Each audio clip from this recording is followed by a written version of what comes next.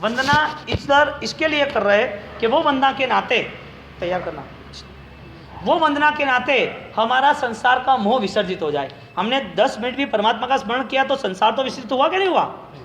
वरना यहाँ बैठे बैठे आपको मैं 12 बजे बिठाऊँ तो आपके सब मन खड़े बड़े, दुकान पे जाना है, ये करना है, घर पे जाना, बच्चों को ये, मन हमारे खुद के संसार की हर कर्मबंध की प्रवृत्ति में जुड़ा है। तो यहाँ पर ये कह रहे हैं कि जंकिन जावंती चेई आईम, सूत्र क्या बनाया? जावंती चेई आईम, चैत्य है, चैत्य यानी जिनालय।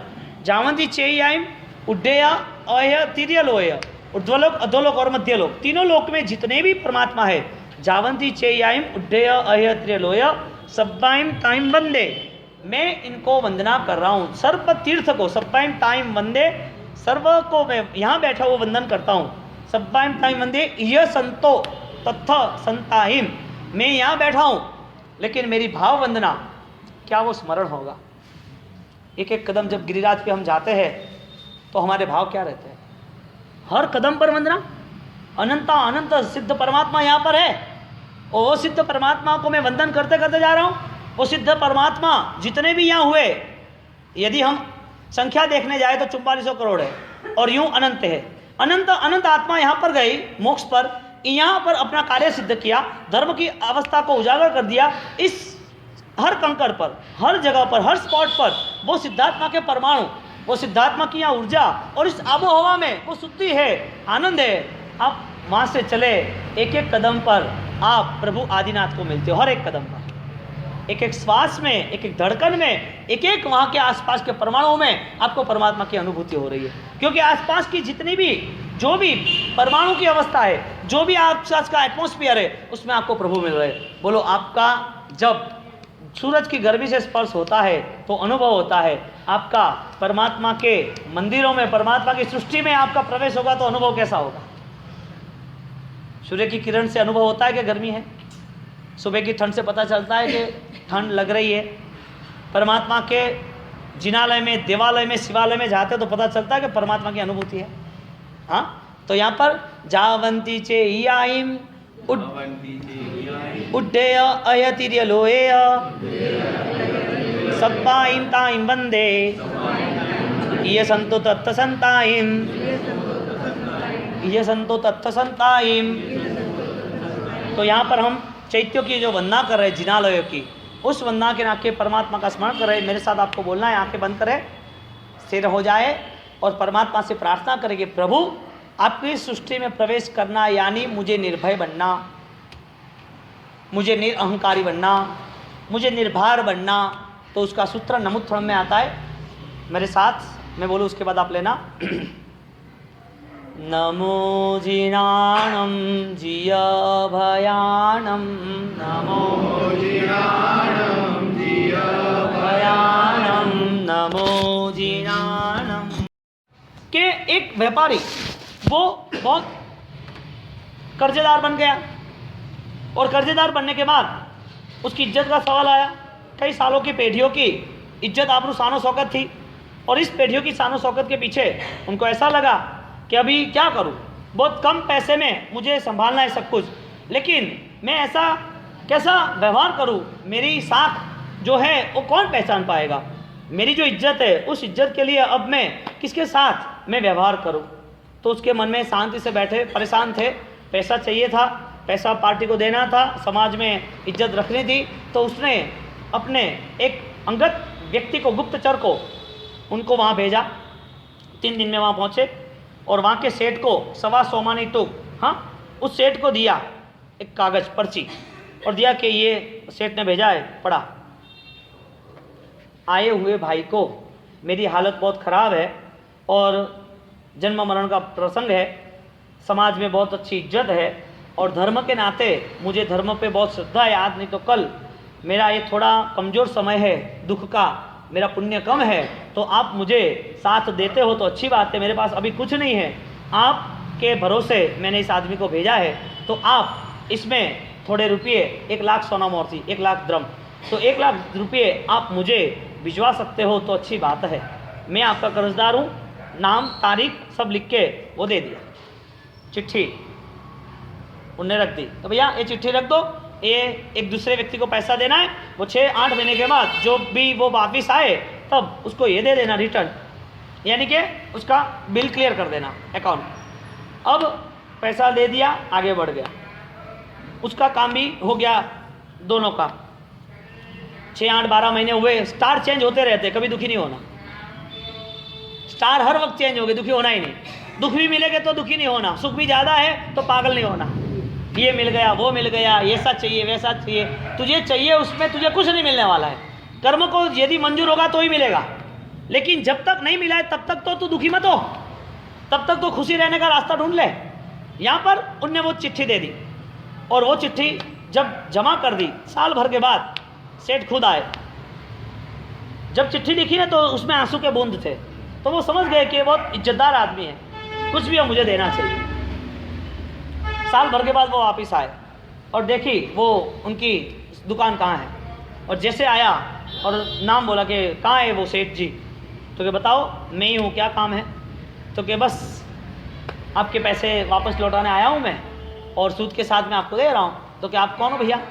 तो कि मेरा गुप्तचर आया था साल भर पहले, और साल भर पहले गुप्तचर आया और उसने ये सारे आपसे रुपये लिए थे, और मेरी चिट्ठी मेरे हस्तक, मेरे खुद की सिग्नेचर है, और वो दस्तक के साथ आपको मैंने भेजी थी, आपके पैसे सूद के साथ, और आपका बहुत बहुत उपकार, मैं आपका ऋणी रहूँगा, और आप ये पैसे ले लो। ठीक है, ले लेते हैं। उसने निकाला, भाई अकाउंट खोलो, किन किन का क्या कितना पैसा है देख लो। लाइन सर देखा, सेठ जी ये नाम का कोई अकाउंट ही नहीं है। अरे दूसरी बार देख भैया, सेठ जी ये नाम का कोई अकाउंट ही नहीं है। अरे कैसा संभव, कैसे है? वो बोले नहीं नहीं रे, मैंने खुद ने मेरे हाथों से सही किए, वो कागज पे आंसू के बूंद थे, मैं बहुत दुखी था, और आपने वो पैसा दिया है, और आपने लिखा भी है मेरे गुप्तचर के सामने, आपने बोला था कि मैं लिख लेना। अब मेरे को बताओ क्या है?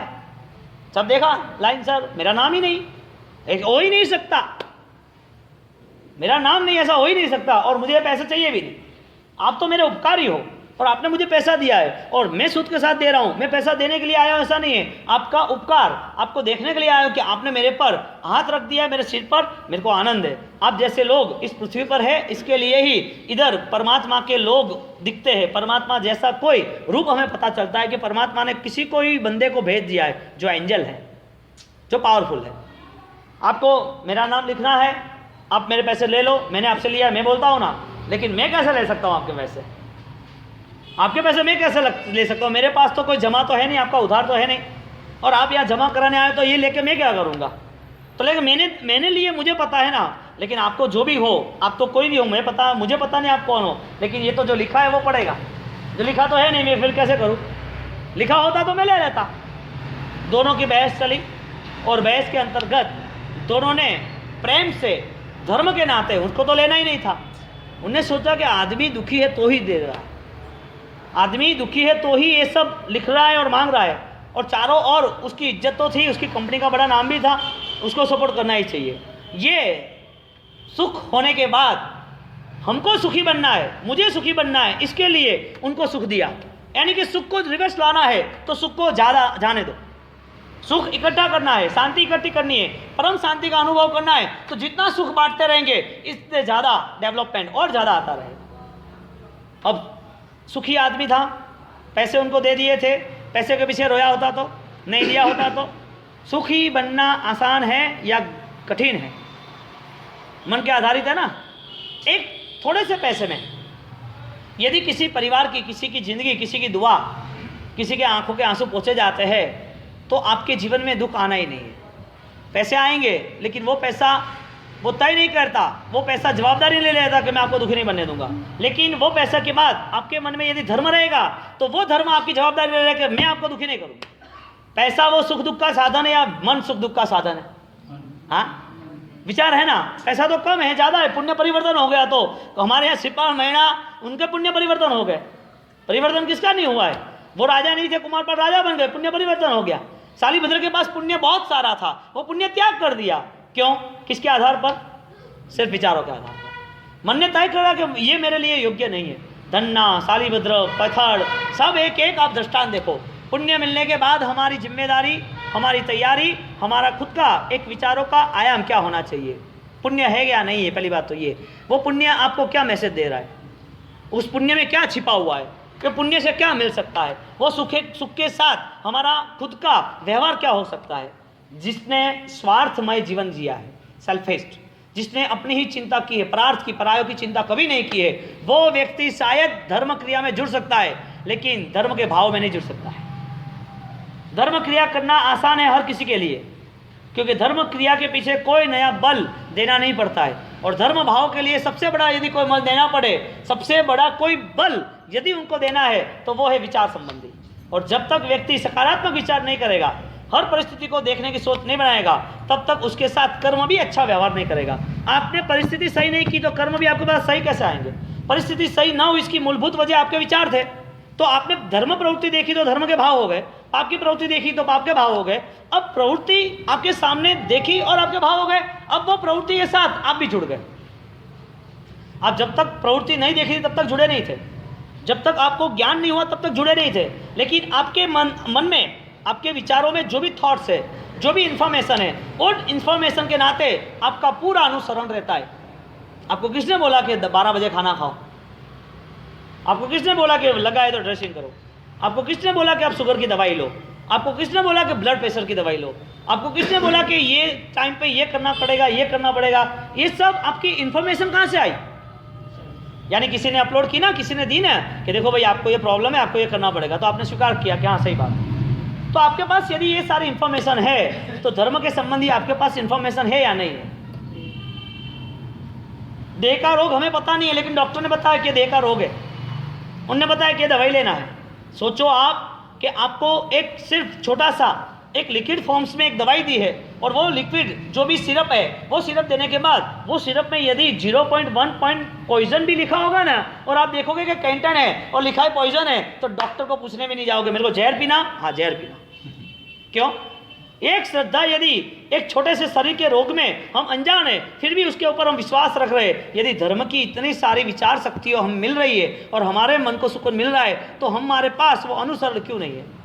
1.25 लाख रुपए की हुंडी, हुंडी कहते गुजराती में, तो उस हुंडी के नाते, उस पेपर के नाते सिग्नेचर थी, फिर भी उसने फाड़ के फेंक दिया। छोड़ दो, ये रखूंगा तो मेरा धर्म नहीं बनेगा, ये धर्म मुझे करना है ना, उसको मेरा काम ही नहीं। वो भूल गया, मिट्टी के तरह पूरा पैसा गिना। पैर में यदि धूल होती है, धूल लगती है, पैर खराब होते हैं और घर में आते हो और खुले ही पैर है, तो क्या करते हो? साफ कर देते हो ना, वहाँ पर ही, वहाँ ही साफ करके आते हो। क्या नजर करते हो नहीं मुझे छोड़ना पड़ेगा, ये मुझे त्याग करना पड़ेगा? ऐसा सोचते हैं कोई व्यक्ति? क्यों? क्योंकि जो चीज़ छोड़नी है वो छोड़नी है। पैसा आज नहीं तो कल छोड़ना है, देह आज नहीं तो कल छोड़ना है, पुण्य आज नहीं तो कल परिवर्तन होगा तो छोड़ना ही पड़ेगा। लेकिन वो छूटे उससे पहले कुछ कर लेना है। क्या कर सकते हैं उसके लिए?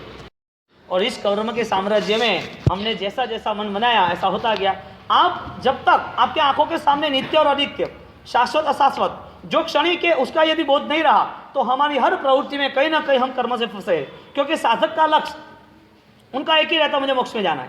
आज हमारा वो व्याख्यान का टाइटल रहा था कि हम कैसे अपने भाग्य को हम ज़्यादा से ज़्यादा उजागर कर सकते हैं, गुड लक कैसे हम पा सकते हैं, हमारे भाग्य को हम चुनौती कैसे दे सकते हैं। क्योंकि हमारे भाग्य को चुनौती देनी यानी सुख मिलने के बाद आपके पास कौन सी अवस्था निर्मित होती है। सुख मिलने के बाद सुख की अवस्था है, उसमें ही विथ एंगल।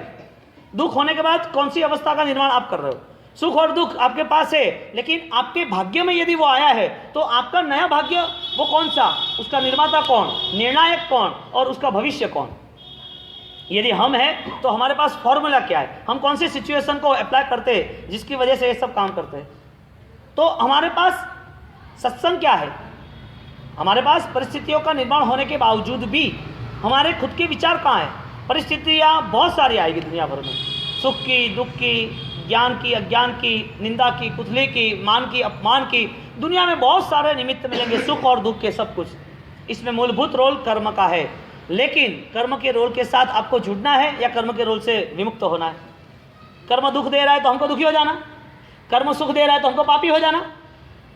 तो इसका मतलब जिस कर्म ने आपको सुख दिया, उस सुख के नाते आप अब नए सुख को आमंत्रण नहीं दे सकते। दुख दिया तो दुखी होना क्या जरूरी है? सुख हुआ तो क्या पापी होना जरूरी है? यदि ये हमारी सोच में नहीं बैठा, तो हम बहुत गलत रास्ते को लेके चले। सुख त्याग करने वाले बहुत सारे हैं, दुख त्याग करने वाले भी बहुत सारे हैं। सुख में भी धर्म न करने वाले बहुत सारे लोग हैं। सुख मिलने के बाद भी, अनुकूलता मिलने के बाद भी पाप करने वाले बहुत सारे हैं। दुख मिलने के बाद भी वो दुखी नहीं होता है, मन को मना लेता है, ठीक है ये दुख भी चला जाएगा। दुख नहीं मिलता है तो भी ऐसा सुखी व्यक्ति वो दुख को चाहता है, मुझे भोजन नहीं करना है, मुझे त्याग करना है, मुझे रात को नहीं खाना है, मुझे तप करना है, मुझे दान देना है। सुख है, लेकिन उसका ज्ञान उसे और नए सुख की ओर, नए उजालों की ओर, नए जीवन की ओर ले जा रहा है। क्योंकि जीवन को पढ़ना बहुत मुश्किल है और जीवन को सफल बनाना उससे भी मुश्किल है। व्यक्ति जीवन को पढ़ नहीं सकता, समझ नहीं सकता, और जब तक जो जीवन को नहीं समझ पाएगा तब तक उसके लिए जीवन की हर परिस्थितियों में वो सिर्फ और सिर्फ गुलाम की तरह जिएगा। क्योंकि ऑर्डर करने वाला मिल गया ना, आप ऑर्डर के नाते जी रहे हो, आप सेठ नहीं हो, आप गुलाम हो। और कर्म ने ऑर्डर किया, कर्म ने निमित्त दे दिए दुनिया भर के, सुख के निमित्त दे। सुख के लिए आपको बंगला दिया, गाड़ी दिया, पैसे दिया, सुख के लिए आपको विचार की सक्षमता दी। अब विचार की सक्षमता के साथ आपको सब निर्णय कैसे लेने वो भी आपको पता चला। यदि सुख के नाते इतना सारा माहौल आपके आंखों के सामने खड़ा है तो अब आपके पास भविष्य क्या है? आपकी चुनौती है सुख और दुख दोनों, अकेला एक ही जीवन नहीं है। और सबसे बड़ी महत्व की बात, सुख और दुख दोनों छोड़ देने हैं। आप नहीं छोड़ोगे तो कर्म सत्ता उसके समय पर वो छोड़ा देगा, क्योंकि समय आने पर कर्म सत्ता ने दिया ना सुख। आपको जन्म के नाते सुख मिल गया था, मृत्यु तक वही सुख रहता है। तो ये सब परिवर्तन जो हो रहा है वो कर्म ने किया, लेकिन कर्म का मूलभूत यहाँ पर कोई रोल नहीं है। जो भी रोल है चेंजेस करने का वो हमारे मस्तिष्क पर है, हमारे विचारों पर आधारित है। अब हमारे लिए चुनौती क्या है? सुख न मिला वो चुनौती है, दुखी है वो चुनौती है, या सदा मन से प्रसन्न रहना वो चुनौती है। आदमी कम पैसे में भी चला सकता है, ज़्यादा पैसा होता है तो भी दुखी होता है। आदमी को शरीर में रोग नहीं होता है तो भी मन से वो रोगी होता है। शरीर में रोग नहीं है लेकिन मन से रोगी होता है। छोटी बात, किसी ने अपमान कर दिया, किसी ने बात ना सुनी, किसी ने अपने को सम्मान न दिया, किसी ने हमारी बात को काट लिया, कोई हमारी बात के लिए हमारे पीछे कोई गलत बात की निंदा कर रहा है, कोई हमारे लिए हम आगे बढ़ गए ईर्ष्या कर रहा है तो हमारे आगे पीछे भी बोल रहा है, हमारे नाम के पर्चे छपा रहे। ऐसी आड़ी टेढ़ी बहुत सारी दुनिया हमको सामने मिलेगी। तो इतने सारे प्रसंगों में आपके पास बहुत सारा सुख, भौतिक सुख है। अब मन सुख है कि नहीं? मन से सुख, मन संबंधी सुख कहाँ पर है? सुख के बाद व्यक्ति सुखी है या दुखी है? तो दुख का कारण क्या है? दुख होने के बाद किराए का घर है, 2 बच्चे की पढ़ाई बाकी है, कमाने के लिए पैसा, बिजनेस नहीं है, नौकरी कर रहे हैं, सर्विस, रोजगार भी कम है, आगे जाके किराए के घर में सब इलेक्ट्रिक बिल, भोजन, राशन, ये बूढ़े माँ बाप है उनकी दवाई, बच्चों की पढ़ाई का खर्च, कमाने जाना है, इलेक्ट्रिक बिल भरना है, पैसा बच नहीं रहा है, मेहनत 18 घंटे कर रहे, इतने दुख में भी वो व्यक्ति सुखी हो सकता है? क्यों? यानी कि जिस व्यक्ति को सुखी होना है उनको सिर्फ और सिर्फ अपने जीवन में संतोष का गुण, अपने जीवन में सहायता का गुण, अपने जीवन में पॉजिटिव कैसे हम हेल्प कर सके, दूसरे को कैसे सकारात्मक सोच दे सके, वही प्लस हमारे पास होना चाहिए। अब आपके पास सुख है या दुख है, वो कौन तय करेगा? सुख और दुख, सुख दुख की मूलभूत व्याख्या कौन तय करेगा? सामग्रियों से सुख है तो सामग्रियों के ढेर पर बैठ जाओ, पैसे से सुख है, पैसे के ढेर पर बैठ जाओ। मैं आपको 2 बात करना चाहता हूँ, उसकी पूर्व भूमिका आई है कि कर्म ने जब अपना रिजल्ट दे दिया है तो वो कर्म के रिजल्ट पे ही जीना है। इसका मतलब कर्म को दूर करने का कोई रास्ता नहीं आपके पास। महावीर स्वामी भगवान के पास था, भगवान महावीर स्वामी के अनुयायी ऐसे गंधर्वों के पास था। भगवान महावीर स्वामी के अनुयायी और गंधर्वों में जो 21,000 तक शासन चलेंगे, ऐसे श्रावक श्राविका साधु साधु के पास रहने वाला है। परमात्मा महावीर की बातों को समझने वाले ऐसे जो भी तिर्यंच गति में, जानवर गति में जीवे, वो भी सुख को पा सकते। सुख पाने का सबसे बड़ा रास्ता परमात्मा महावीर देव की तप त्याग की क्रियाएं, आराधना, परमात्मा महावीर देव का इतना लंबा अरसा काल, परमात्मा महावीर देव पंचम काल में जो शासन की स्थापना की है, वो सुख पाने का जरिया कौन सा है? आपके विचार है या परमात्मा महावीर 21,000 साल तक जो शासन स्थापना की उसमें है? शासन स्थापना की, धर्म क्रिया हुई, लेकिन हमारे पास विचार ना हो तो? मैं मूलभूत ग्रोथ ये कहना चाहता हूँ, आप वो कंपैरिजन करें कि प्रभु महावीर खड़े हैं, प्रभु महावीर के आगे पीछे दूसरे गंधर्व भगवंत भी खड़े हैं, प्रभु महावीर का समुसरण भी है, प्रभु महावीर ने 21,000 साल तक शासन चले ऐसी व्यवस्था भी बनाई है प्रभु महावीर द्वारा। चारों ओर तप त्याग ज्ञान ध्यान उसकी पूरी ये आपके सामने धर्म की यात्रा भी दिख रही है। ये सब होने के नाते क्या आप सुखी हो ऐसा कह सकते हो? क्यों? प्रभु महावीर सुखी नहीं बना सकते? यानी कि प्रभु महावीर होने के बावजूद भी आप में यदि परिवर्तन नहीं है तो आप सुखी नहीं हो। प्रभु महावीर नहीं है लेकिन आप में यदि परिवर्तन है तो प्रभु महावीर का अवतरण साक्षात है। अब आपकी चुनौती क्या है? आपके भाग्य के आधारित आपका ये जीवन 50 साल का है, वही जीवन माना है कि उसका भी नया भविष्य हो सकता है। यही परिवार है, इधर ही हमको संतोष से ये जीवन खत्म करना है। हमने इस कॉन्सेप्ट भी बना दिया है कि परिवार में 2-4 पर्सन खत्म हो जाए, 2-4 बिल्डिंग, घर बार, बिजनेस वो हो जाए। इतना ही जीवन है कि एक स्वयं का स्वभाव दशा का एक खुद का भी जीवन है, जिसको हम आत्मा कहेंगे, जिसको हम सकारात्मक विचार कहेंगे। तो भौतिक सामग्री से सुखी व्यक्ति यदि हो सकता है तो इस जगत में किसी को भी धर्म के नाम का दुख वहन करने की कोई लालसा होनी नहीं चाहिए। आप दुखी क्यों होते हो? धर्म के नाम पर आपकी कैपेसिटी है ना गाड़ी में घूमने की, तो पैदल यात्रा संघ में क्यों जाते हो? आप रोपवे में चारों ओर घूम सकते हो, तो फिर तीर्थ यात्रा पैदल क्यों करते हो? आप दुख क्यों सहन करते हो? वजह क्या? सुख होने के बावजूद भी। इसकी मतलब आपने धारणा बनाई है कि धर्म की आराधना करनी चाहिए, लेकिन वो धारणा भ्रमणायुक्त तो नहीं है ना कि जो कर रहे हैं वो धर्म ही है। आपके पास आगे पीछे खाने के लिए बहुत सारी सामग्री है, आप भूखे क्यों रहते हो? अट्ठम अट्ठाई क्यों करते हो? तपस्या क्यों करते हो? वजह क्या है? आमिर क्यों करते हो? ओली क्यों करते हो? किस वजह से आपने ये दुख चुना? आप दुखी हो रहे हो, उसमें क्या भाव है आपके? और आपके जैसे दूसरा कोई भी यहाँ पर भिखारी घूम रहा है, गरीब आदमी भिक्षुक है, और वो घूम रहा है, वो फुटपाथ पे सो रहा है, धूप में सो रहा है, ठंड में सो रहा है, जूठा खा रहा है, भीख मांग के खा रहा है, वो परेशान है, बीमार है, कोई दवाई नहीं कर रहा है और रात भर पड़ा रहा है। दुख उसके देह पर है या नहीं है? एक आपके देह पर भी दुख आप स्वीकार करते हो कि नहीं है? उस दो में दुख यदि सहन करता है तो दोनों का रिजल्ट है क्या भिन्न है? भिन्न यदि रिजल्ट है तो आपका रिजल्ट धर्म का आप मान ही रहे हो, तो आपको पता है कि ये धर्म का ही रिजल्ट है, आपकी भ्रमणा तो नहीं है ना। यदि सही है तो धर्म की व्याख्या क्या हुई? धर्म की व्याख्या भगवंत ने मूलभूत बताई, सुख आने के बाद वो पाप का त्याग करे। सुख मिलने के बाद पाप क्या है वो पता चले, वो पाप के पहचान करे। सुख नहीं है शायद, भौतिक सामग्री का उसके पास कोई व्यवहार नहीं है, ना उसके पास ऐसा कोई सुख है जिसके हिसाब से वो संसार में शांति से रह सके। फिर भी उसके दुख के बाद भी उसके कॉन्सेप्ट में बड़े जो दुखी लोग थे उसको देख के भी वो कंट्रोल में रह सकता है कि मैं सुखी हूँ। अब सुख है फिर भी दुखी क्यों है? क्योंकि सुख कम पड़ रहा है। दुख है तो दुखी क्यों है? क्योंकि दुख परेशान कर रहा है, और सुख और दुख वो दोनों इसको परेशान कर ही रहे हैं। तो फिर सुख और दुख के साथ ही पूरा जीवन व्यतीत करना है। कैसे कितने भाव गए ऐसे? बहुत सारे भाव चले गए। तो इतने सारे भाव जाने के बाद, इतने सारे जीवन व्यतीत होने के बाद, इतने सारे जीवन में जन्म मरण होने के बाद ये आत्मा ने कितने भाव यहाँ से व्यतीत किए, कितने पैसे, कितने परिवार, कितना खाना पीना, कितने देह जला दिए, कितने देह कट गए, दफन हो गए, कितने देह में कहीं पर भी अपने को सुख मिला ही नहीं। तो सुख का यदि रास्ता कोई होता तो भगवंत महावीर देव वो गलत रास्ता कभी ना बताते। तो भगवान ने रास्ता कौन सा बताया? मैंने सुख त्याग किया है, तुम तो त्याग करने की संभावना रखना, त्याग करने की लालसा रखना, इच्छा रखना। त्याग करोगे तो ही सुखी होगे। अब हमारे पास सब ऑप्शंस है त्याग न करने के। हमें धर्म जो अनुकूल है वो कर रहे, जो सत्य है वो नहीं कर रहे। हमें जो धर्म अनुकूल है वही कर रहे, सत्य वो नहीं कर रहे। मैं दो बात आपको बताऊंगा कि धर्म का जो भी मन बन रहा है उसका मन कैसा होना चाहिए। धर्म के आधार से हमको जो जीवन व्यतीत करना है तो वो विचार शक्ति हमारी कैसे तैयार होनी चाहिए। तो पालीताना के अंदर मैं दो दृष्टांत दूंगा, एक मन संबंधी और एक व्यवहार संबंधी। तो व्यवहार संबंधी दृष्टांत देता हूँ। 125 की टूक है पालीताना में, पालीताना में 9 टूक है ना, तो उसके पीछे क्या है? स्कैनिंग करा दे। शरीर के ऊपर विचारों का पूर्ण प्रभाव पड़ रहा है। अब आप गलती विचार कर रहे हो तो आपको खुशी कैसे मिलेगी? किसी के प्रति आपकी घृणा है, किसी के प्रति आप कुछ ना कुछ गलत सोच रहे हो, तो वो विचार आपके सर पर पड़ रहे हैं, आपके जीवन में पड़ रहे हैं। तो वो विचार के नाते आपको क्या लग रहा है? मुझे नजर लग रही, किसी ने वो नींबू लग दिया था, किसी का दीपक जल रहा था, किसी घर में देखा तो वो अड़त पड़ रही थी, ऐसा था वैसा था। मैं अरे वाह मजा आती है, बहुत बढ़िया है। वो कहते हैं 100 में से 80 मेहमान तो भी मेरा देश महान। धर्म करने वाले सच नहीं समझते, इसके लिए ऐसे पीछे पड़ गए। मुझे वो बताओ, आपके छोटे नंग पहन लिए तो एक सिर्फ 12 राशि है, कितनी? 27 नक्षत्र है।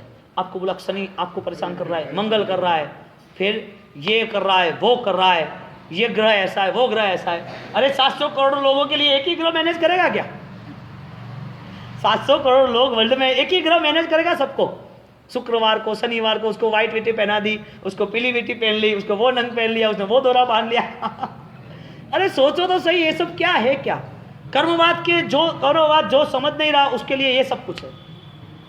और नेचुरल जिसके पास है उसके पास सहायता का गुण है, उसके पास करुणा का गुण है, वो हर वक्त मैत्री भाव में रहेगा। आपके कर्म इजी है, आपके कर्म फेवर कर ही रहे तो आप आगे बढ़ेगा। अब मुझे वो बताओ, आपके स्वभाव में यदि सही आपकी सोच है, आपका स्वभाव सही स्वीकार रहा है, तो आपके हर वक्त कर्म सही हो रहे हैं कि नहीं हो रहे? मुझे वो बताओ कि आपके पास सुख अच्छा है, भौतिक सामग्री बहुत सारी है, पैसा गाड़ी बंगला बहुत कुछ है, यानी कि कर्म तो अच्छा है ना, कर्म अच्छा है लेकिन आपका स्वभाव अच्छा नहीं है, तो दुखी किसके लिए हो? सामग्री कम पड़ रही है इतनी भी, इसके लिए दुखी हो कि स्वभाव के हिसाब से दुखी हो? अच्छा अब बताओ, सामग्री कम है, बहुत कम है, परेशान हो आप, समझ लो ना, लेकिन आपका स्वभाव अच्छा है, कर्म के हिसाब से दुखी हो कि स्वभाव के हिसाब से सुखी हो? यानी ऑल्टरनेट कर्म अच्छे या बुरे उसकी कोई वैल्यू नहीं, वैल्यू आपके नेचर की है, आपके स्वभाव की। अब बहुत सारी अच्छी दुनिया है तुम्हारी, लेकिन स्वभाव अच्छा नहीं होगा तो बेकार है सब कुछ। तो एक फॉर्मूला हमने ये तय की कि 125वां सहायता करने का गुण होना चाहिए, भौतिक सामग्री। अब दूसरी बात आई, बहुत बढ़िया है। एक बात, एक फैमिली में उसके फादर डेथ हो गए, उसके पिताजी देहांत हो गए।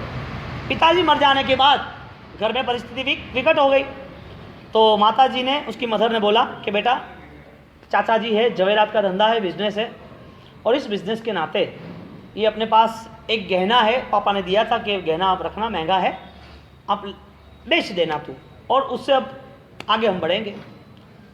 गहना लेके गया चाचा जी के पास कि चाचा जी घर में तकलीफ़ है, तो पापा ने ये गहना रखा था, तो इस गहने को बेच के जो भी रुपया आए उससे हम अच्छी ढंग से सब हमारी सुविधा बना देते हैं और आगे भी हम बढ़ेंगे।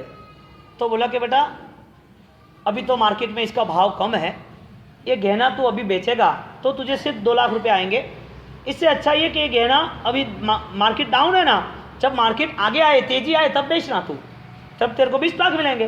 तो खुश हो गया, थोड़े दिन चला लेते, कोई मार्केट आगे पीछे आएगा। सही सलाह दी ना कि गलत दी? सही दी। अब वो सही सलाह देने के बाद तो जो चाहिए वो हेल्प कर देता हूँ, लेकिन अभी बेचने का इसका टाइम नहीं, अभी मत बेचना, ठीक है? तो क्या करूँ मैं?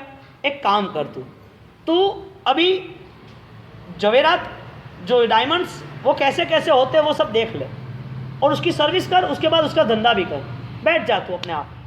वो गहना था उसने रख लिया, उसको 6 महीने में सब तैयार कर दिया, 8 महीने में, और 8 महीने के बाद बोला अब तेजी आ गई है, अब तेरा गहना ले ले। तो ठीक है, वो सेफ में से निकाला, अलमारी में से, उसकी दुकानदारी में से वो निकाला और बोला कि ले बेटा, तेरा ये गहना ले जा तू। ठीक है, उसको पैसे तो चाहिए ही थे, उसने गहना देखा, हट ये क्या हुआ, फेंक दिया। चाचा ने बोला क्यों फेंका भाई, चेंज तो हुआ नहीं है, बदला तो है ही नहीं, वही का वही है, तेरा ही है, तू नहीं रखा था, तेरा नाम है, ये तो नकली है, ये तो डुप्लीकेट है। कि बेटा मुझे पता था ये डुप्लीकेट है, लेकिन तब तुझे मैं कहता तो तू टूट जाता, तब मैं तुझे कहता ना तो तू टूट जाता कि ये डुप्लीकेट है, पापा ने ऐसा किया, हमारे पास कुछ नहीं है, हम क्या करेंगे, तू परेशान हो जाता।